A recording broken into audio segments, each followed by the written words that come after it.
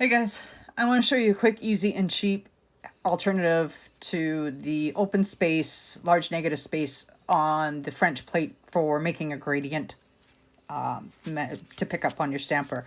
So I have a stamping plate that I've got back flipped over to, and you just want an acetone impervious surface for this. And I have Scotch tape, good old plain ordinary dollar store Scotch tape. And I'm placing 4 layers of this down. I've already completed the top. So down here on the bottom, I'm putting my second layer, and I'm using my stamper to roll it out so that it stays nice and flat and I don't get any air bubbles. I know I have a couple on the top. I'm not too worried about that, just for giving you a demonstration. So there's my second. Here's my third. They don't even have to line up perfectly.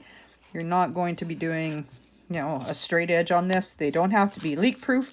This is just to provide you the height to have your polish laying in while you're doing this. So there's my fourth layer. Some other little strange bit of something in there. And then at that point, that's when you pop on your polishes. Whatever colors you choose. And you're going to be swiping your gradient in the same direction that your tape is lying. Lying. So there's my 2 colors. Taking my scraper, I am going to be holding my scraper as flat as I can and scraping it in the same direction that my tape is lying. 1, 2, 3, working on a little bit different directions. There we go, we've got my gradient. And then I pick it up, pop it on my nail, and we're good to go.